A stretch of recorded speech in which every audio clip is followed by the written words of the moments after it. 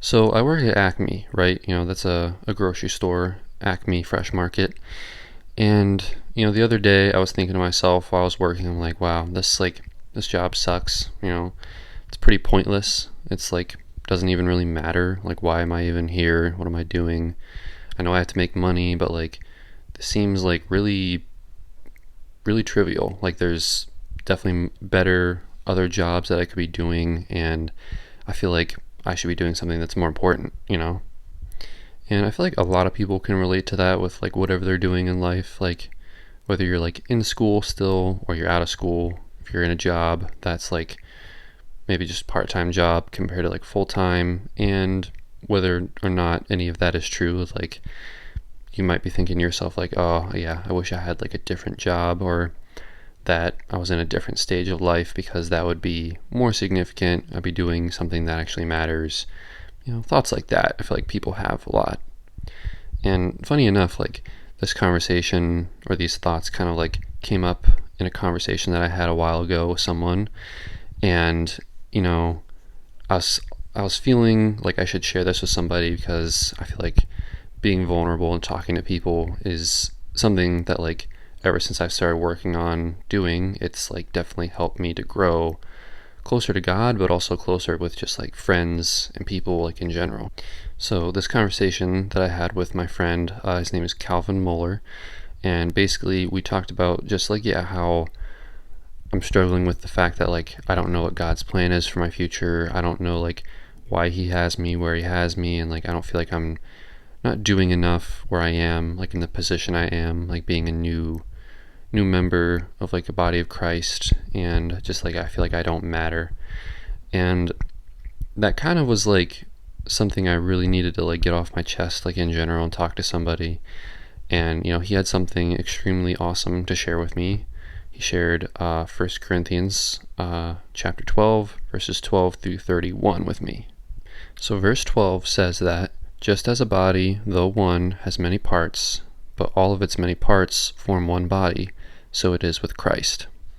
That's pretty self-explanatory. That's just like all the, every body has a bunch of different parts, eyes, ears, mouth, nose, fingers, toes, and all of, what makes up a human. And I'm not going to read all of it, but it continues on to verse 16, where it really gets into like what it talks about. And it reads in verse 16, "And if the ear should say, because I am not an eye, I do not belong to the body, it would not for that reason stop being part of the body. If the whole body were an eye, where would the sense of hearing be? If the whole body were an ear, where would the sense of smell be? But in fact, God has placed the parts in the body, every one of them, just as He wanted them to be. If they were all one part, where would the body be? As it is, there are many parts, but one body."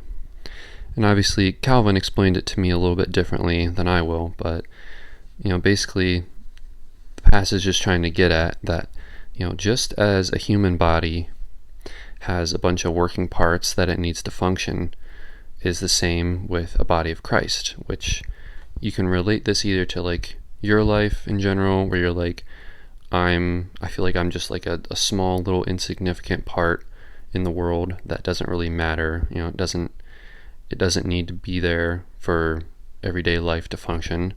Or you can relate this to like, for me, I relate it as a Christian to my part in the body of Christ. I look at other people and I'm like, wow, they look like they're doing something really cool. I wish I could do that.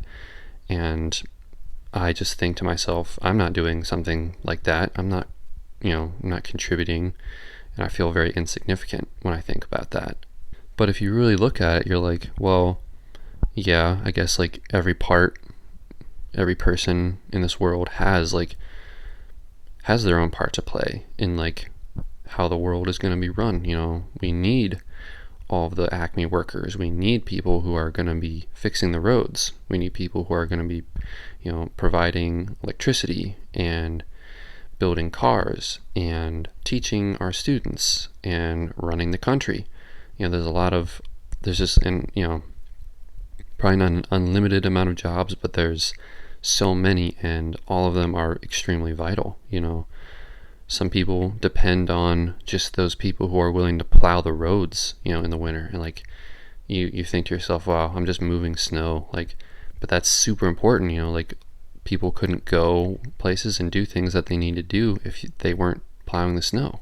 And for people like in the body of Christ, it can be delved into a little deeper where you're like, you know, God has placed all of us here to do a job, and we were all created with a purpose in life. And whether or not you know that, God definitely has a plan for you. Now, the body of Christ needs, its kinds of different workers too. The 1 Corinthians chapter 12 continues on in verse 27 saying, "Now you are the body of Christ, and each one of you is a part of it. And God has placed in the church first all apostles, second prophets, third teachers, and then miracles, then gifts of healing, of helping, of guidance, and of different kinds of tongues." In verse 29, it says, "Are all apostles? Are all prophets? Are all teachers? Do all work miracles? Do all have gifts of healing? Do all speak in tongues? Do all interpret? Now eagerly desire the greater gifts." And basically, like, that can be broken down to, like, everyone in the church, in the body of Christ, has a different role to play. Whether that's, like, the pastor who's giving the sermon, or the people who are going to, ingest that teaching, who are just sitting in the audience, they play an important role where they're going to hopefully take that in and share with people outside of the church.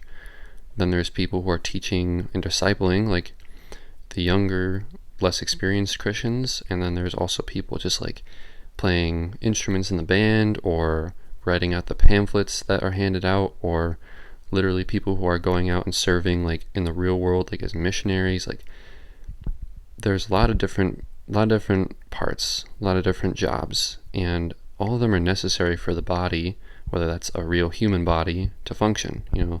The eye cannot be like, because I'm not an ear, I'm not going to be a part of the body anymore. It's like, well, if there weren't any eyes, or if there weren't ears, like, or if all the eyes said they wanted to be ears, like, where would seeing come from? And if it's vice versa, who's going to be doing the hearing?